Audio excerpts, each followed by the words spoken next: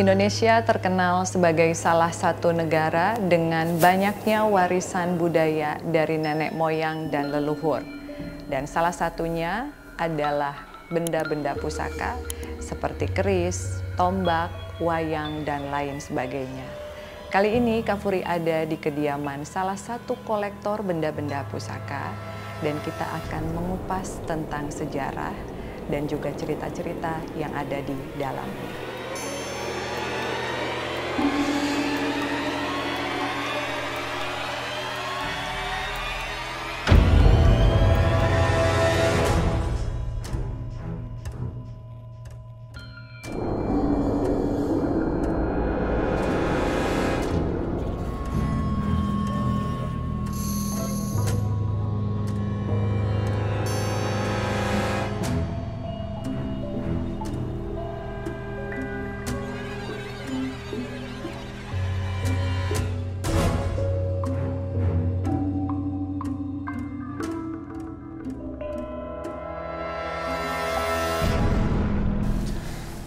Dilan, ya. Kali ini Kak Furi sama Yongsun mau ngajakin Dilan ngeliat koleksi-koleksi yang spektakuler. Wow, apa tuh Kak? Ini dia koleksi-koleksinya. Tuh ya. Jadi kalau kamu sendiri seneng nggak sama yang kayak gini, pengen punya nggak? Aku sih lebih takjub banget ya Kak.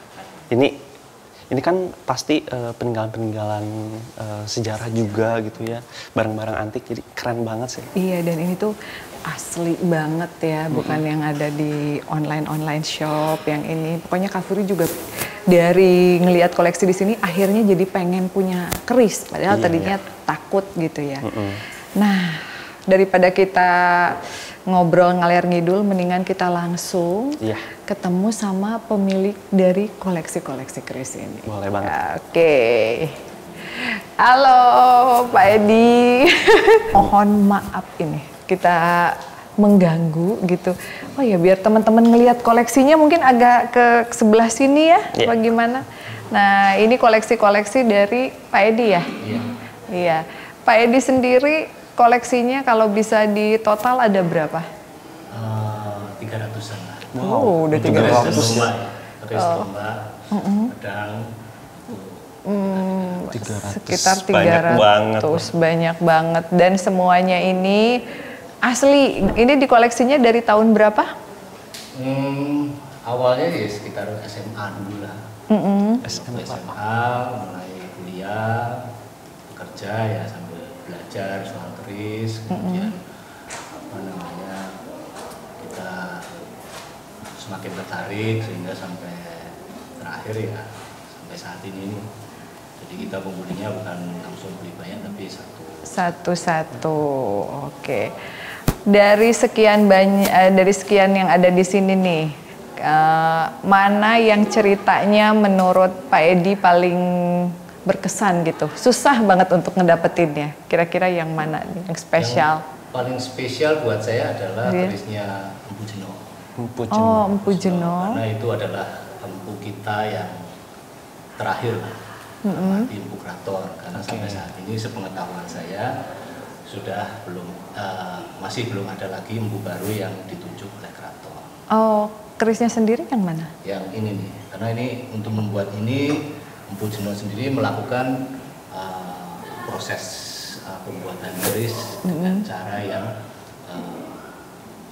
warisan lah, dalam arti harus berpuasa, pada waktu menempa dan segalanya itu dia melakukan doa-doa untuk tujuan spesifik yang kita minta. Jadi tidak asal bikin benda berbentuk keris kan, tapi diawali dengan doa-doa dan niat yang baik. Almarhum Empu Jeno adalah empu terakhir di Keraton Jogja. Waduh, iya. Tapi mungkin moga-moga nanti Keraton ada empu lagi. Amin, mudah-mudahan ya. Kalau yang keris-keris di depan ini dari mana aja? Ada yang kebanyakan ini yang saya bawa di sini. Ini ada yang dari Mataram, Mataram Islam, karena relatif masih terlihat utuh. Ada yang empu Kamdi ini juga apa namanya, dia maestro lah. Jadi dia sebagai empu bukan karena dari keraton, tapi penghormatan para penggemar keris atas prestasi dia. Dia punya banyak kreativitas dalam pembuatan keris. Nah ini juga tadi kerisnya bisa berdiri gitu loh teman-teman ya. Oke, kalau yang di meja itu? Di meja ini lebih banyak adalah keris-keris selain dari Pulau Jawa. Jadi banyak, ini misalnya keris dari Bali. Ya. Keris dari Bali, ini sebetulnya masih Jawa juga ini. Ini kujang itu part dari Pulau Jawa. Ada yang dari Pangkinang, keris panjang. Ini dari Sumatera. Oh dari Sumatera, iya. Kemudian ada saya taruh di sini yang dari India. Oh ternyata bukan dari Indonesia aja di ya. India juga ada. Jadi bentuknya unik. Mereka bukan menyebutnya keris ya, tapi ini kenapa kok saya bawa karena dia mempunyai karakteristik yang sama, yaitu punya Dimas, punya pamor lah. Punya pamor ya. Kurang lebih sama dengan apa yang kita lakukan di Indonesia. Karena keris itu hanya ada memang aslinya dari Indonesia. Dari Indonesia. Karena bentuknya yang berbeda. Iya. Jadi kalau ada negara lain yang mengklaim aslinya keris dari negara tertentu, kita bisa membuktikan bahwa keris itu berasal dari Indonesia. Iya. Tapi kalau Pak Edi sendiri bukan melihat ini tuh sebagai benda-benda berhodam gitu, tapi emang betul-betul sebagai kolektor ya. Dan aman ya Pak ya selama koleksi? Aman, selama ini aman. Jadi kita ya mau percaya atau tidak percaya. Kalau kita orang Islam ada istilah jin dan segala macam. Kita ya bukannya kita takut sama mereka, cuman kita beberapa orang yang termasuk saya yang melakukan menggunakan keris budo. Keris budo. Pendamai lah, supaya lebih adem lah, supaya nggak mengganggu. Gitu. Okay. Tapi selama bertahun-tahun saya koleksi keris, alhamdulillah nggak ada gangguan yang spesifik merusak. Okay. Nah, Pak Edi, kalau di sini sendiri yang paling unik nih yang mana? Jadi yang tadi pernah saya katakan bahwa ini adalah salah satu contoh keris budo. Keris budo. Budo itu bukan Buddha, tapi Buddha Siwa lah. Ini sebagai salah satu yang dipercaya sebagai untuk mengendalikan keris-keris yang mungkin ada hal-hal yang buruknya. Pengendali keris yang ada di sini ya. Betul. Gitu. Supaya aman berarti ya. Di sini contohnya di sini adalah keris sajen. Ini banyak ditemukan di persawahan ini biasanya. Karena setiap kali entah masa panen atau masa tanam mereka memberikan ritual-ritual tertentu dan dia biasanya menaruh keris dalam bagian daripada sajen mereka. Nanti ini adalah keris-keris yang sebagai contoh ini adalah keris ini yang Majapahit. Ini dari Majapahit. Ini sebetulnya dia lebih panjang sih. Karena tuanya dia semakin karena sering dicuci atau karena karat mungkin menjadi kecil. Salah satu ciri khasnya adalah dia lebih slim. Slim, jadi lebih berbeda dengan keris-keris terutama Mataram Islam, dia cenderung lebih besar. Oh jadi Pak, kalau misalkan sering dicuci juga bisa mengikis juga ya? Ya, namanya logam dengan usia dan bagaimana cara mereka treatment. Dan kadang-kadang pada generasi tertentu dia acuhkan saja, kemudian baru dirawat lagi. Itu kan dia ada karat, ada apa, itu dibersihkan. Pusing nggak? Gila. Pusing sih. Agak gimana gitu ya. Maklum keris-kerisnya keris-keris bersejarah. Ya, ini salah satu contoh keris pijetan. Keris pijetan. Menurut legenda itu diproses dengan jari. Jadi looknya itu kelihatannya dari samping sini. Oh iya benar, kayak ada lekukan gitu ya Pak ya, gelombang dari samping. Biasanya kan kalau keris kan kelihatan lekukannya tuh kalau dari samping kayak gini ya Pak ya? Betul, jadi kalau ini dari sini. beberapa keris bahkan ada bekas sidik jarinya. Iya, iya, iya. Jadi ya itu keunikan kita lah. Dan ini contoh keris-keris baru, kreativitas. Karena kita misalnya seperti ini itu. Iya. Ya, Ini keris-keris. pakemnya nggak ada sih. Oh. Cuman indah aja sih. Oh, oke. Karena sebagai kolektor kita kadang-kadang tuh kita melihat indahnya, utuhnya, sama historinya lah, dalam arti dari tahun berapa. Dari tahun berapanya. Oke. Jadi kalau yang ini koleksi-koleksi yang baru ya. Ya, ini salah satu contoh ya. Salah satu kitasannya adalah besinya ini masih utuh. Karena masih baru. Oke. Bagus, bagus. Ya, tapi kadang-kadang orang mencari yang tua kan. Lebih ini ya, lebih bersejarah, lebih dalam gitu Iya, ininya. ada historinya. Iya betul. Karena keris baru diproses dengan cara pandai besi. Tapi keris lama dia menggunakan ritual tirakat segala macam. Prosesnya panjang ya Pak ya? Panjang, ada doanya yang dia ulang-ulang dengan harapan keris ini memberikan berkah kepada si pemilik. Sangat jarang keris itu buruk. Oke. Gitu.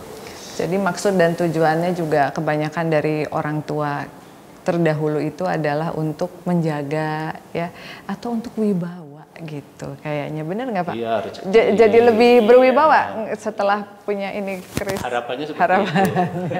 Jadi generasi sekarang itu kadang-kadang mereka punya kesalahpahaman karena media massa atau film-film horor menganggap bahwa keris itu benda yang menakutkan. Betul. Padahal ini adalah benda seni, karya seni bangsa Indonesia yang khas Indonesia yang harusnya dijaga oleh generasi muda. Nggak ada yang perlu ditakutkan dari keris-keris. Keris, nah kayak gitu ya teman-teman. Jadi ini adalah warisan budaya dari leluhur kita.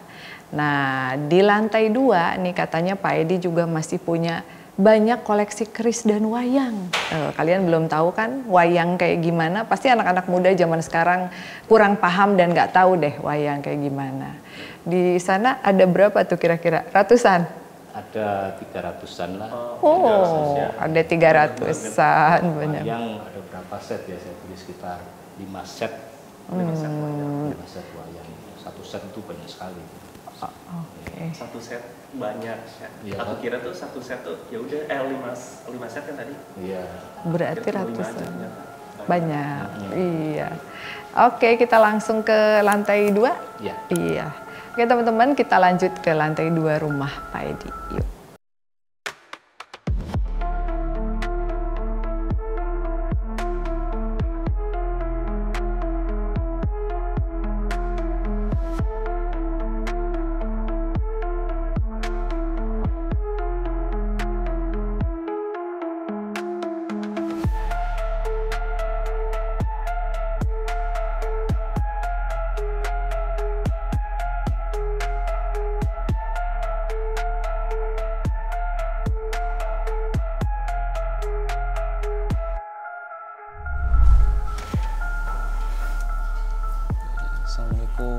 Assalamualaikum. Di koleksi keris saya, saya taruh di ruangan ini. Oh, Jadi, di ruangan ini. tidak terekspos dari luar bahwa ini ada sebuah kamar yang Ada benda pusaka. ya, silakan. Kok kosong? Wah. Ternyata aku kira lemari. Iya. Ternyata ada ruangan lagi ya. Ada ruangan. Assalamualaikum. Ya ampun. Ini adalah beberapa keris saya. Nah, teman-teman. Ini hasil hunting saya selama bertahun-tahun. Selama bertahun-tahun ya. Ya ampun. Masih ada lagi di situ. Iya. Banyak banget ya. Banyak. Nih, ya lumayan lah. Rapih banget ya. Tertata ya. Tertata. Ini juga ada apa? Wayang. Nih masih ada di sini yang kita lepasin satu-satu. Wah. Supaya nggak menggunakan tempat. Ya, Luar biasa. ada yang keris terlalu tua, terus rusak. Banyak lah di sini semua. Setiap laci ada loh ini. Untuk perawatannya gimana nih? Perawatan sebenarnya cukup simple sih. Kalau tiap tahun cukup minimal sekali lah kita kasih minyak supaya tidak berkarat. Iya. Ya, biasanya kita kasih karat minyak yang wangi supaya ya biar kelihatan lebih menyenangkan lah kalau kita mencium Lebih wangi. bagus. Iya. Nah kalau ini sendiri? Ini beberapa koleksi handle saya yang dari beberapa Ya ampun. namanya, Tuh macam-macam teman-teman. bentuknya. Jadi variasinya sebetulnya banyak sekali. Cuman ini yang sementara saya punya. Keren. Ini handle-handlenya. Bagian handle dari kerisnya ya. Keris betul. Ada yang dari Bali, ada dari Jawa, Sumatera. Gitu. Ini adalah contoh rangka-rangkanya. Ada yang dari perak. Iya. Ada yang dari intan ya, bukan intan ya. Oh, inten. Inten itu kayak macam intan kualitas yang nggak seperti intan. Oh, oke. Orang zaman dulu pakainya inten bukan intan. Oh. Bisa dicontohkan cara membuka keris? Oh, cara membuka keris ya. Iya. Nah ini biar nggak salah-salah nih ya, teman-teman di rumah yang mungkin baru pemula atau baru nyoba pengen koleksi keris, tidak boleh sembarangan tata cara bukanya. Ternyata ada tata cara tersendiri ya untuk Iya. membuka keris. Sebetulnya tata cara membuka keris itu supaya kerisnya nggak rusak sih. Oh, Ya, oke. menghormati si pembuat keris supaya kalau buka keris itu jangan terlalu frontal. Beberapa orang dia menghormati dengan cara tertentu. Kalau dalam suasana damai itu yang keluar itu adalah rangkanya dulu. Oh, yang ditarik tuh rangkanya ya. Kerangkanya dulu. Kalau dalam kondisi perang yang ditarik Oh, kerisnya ya dulu. itu terserah sih keadaan darurat mau seperti apa. Tergantung situasi ya, Pak. Iya. Tergantung situasi. Ya, itu macam ya kayak tata keramanya lah. Tata krama. Dalam kondisi damai mereka dipasang di belakang. Kalau Damai? kondisi perang Di depan. depan. Oh, gitu cenah tah. Baru ngerti kan kita ya? Baru Kita tahu. baru dapat ilmu, alhamdulillah ya setelah ketemu sama Pak Edi. Jadi nggak sembarangan tuh. Aku kira kan ya udah. Sama gitu kan. Sama aja gitu. Iya. Nah, kalau wayang-wayangnya ini sendiri nih. Oh, ini wayang kebetulan ya ini bukan wayang baru sih, wayang-wayang Iya. lama yang saya koleksi. Biasanya ada dalang yang dia mau ganti wayang baru misalnya. Waduh. Wayang lamanya saya beli. Biasanya sih kebanyakan sudah ada yang rusak, perlu diperbaiki seperti ini frame-frame-nya ini. Tapi ya kita cari yang paling bagus. Jadi kita ada beberapa set lah, termasuk ini dalam sini kotak wayang, di luar kita ada kotak wayang. Ini semua isinya adalah Wayang, ya. Jadi ini kecil, ruangannya singkat, tapi isinya ratusan. Dan orang pasti nggak bakalan tahu gitu. Energinya luar biasa, ya. Energinya luar biasa banget. Nah, kalau hal-hal gaib nih yang pernah dialami selama ngoleksi. Saya selama koleksi secara menyeramkan nggak ada sih. Berarti mereka ini adalah sahabat-sahabat kita yang perlu kita Rawat. kita rawat, kita lestarikan. Ya kalau ada yang merasa percaya hal-hal gaib itu, saya tidak bisa salahkan karena memang di dalam agama Islam yang saya anut juga ada hal-hal seperti itu. Cuman saya nggak mau mendalami terlalu dalam karena demi kebaikan saya paling tidak. Iya, nggih. Ya, jadi Dilan. Ya. Kalau Dilan dari pertama kita datang ke bawah sama ke sini nih dengan banyak keris, apa yang Dilan rasain? Tentunya beda ya kayak. Dan di awal tadi kan di situ udah banyak menurut aku ya. Dan di sini lebih banyak lagi ternyata. Dan yang pastinya ada beberapa yang memang mengandung energi tertentu, ya, energi yang kuat juga tentunya. Energinya kuat, banyak leluhur, Itu. sungkan banget ya. Apalagi kan kita nggak ngerti bahasa Jawa ya. Iya, betul. Jadi kalau mau permisi pakai bahasa Jawa gitu, terus ada yang ngedenger ngomong-ngomongnya bahasa Jawa-Jawa kuno gitu. Ada yang nembang juga di sini. Ada sosok pakai kebaya. Ya, Sama ramai. aku tuh penasaran sama ada satu sosok yang tadi dari awal aku udah ketemu nih Yang pas mana? pertama kali masuk. Cuma pas aku masuk lagi ternyata nggak ada. Nah aku pengen nyari tahu itu. Nah, boleh. Nanti kita cari tahu ya. Tapi ngomong-ngomong si Mpok Pipit sama si Sabrina kemana ya? Iya ya, Mpok Pipit mana ya? Kayaknya kita harus nyariin mereka dulu deh. Jangan-jangan mereka udah kepusingan duluan ya. Karena biasanya penelusuran kita kan berempat. Mohon izin ya Pak Edi ya di rumahnya ini yang sangat indah. Kayak kita masuk ke dimensi yang berbeda. Meskipun ruangan ini tidak terlalu luas, tapi kalau dilihat dari mata yang berbeda, pasti kalian anak-anak indigo atau yang memiliki kemampuan untuk melihat sesuatu yang tak kasat mata, melihat ini sebagai sebuah pendopo yang besar di mana ada penyanyinya, ada penarinya, ada juga dalangnya, dan juga ada maung, ada singa di situ, ya. Oke, kita keluar dulu dari pendopo kayaknya ya. Masuk keluar. Permisi.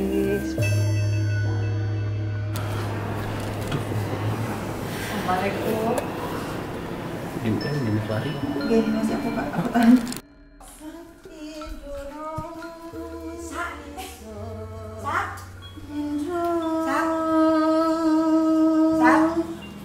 Sabrina.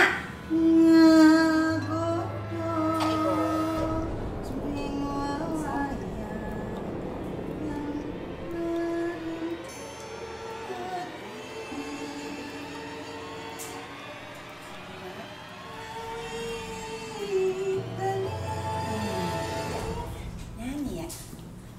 Nyanyi.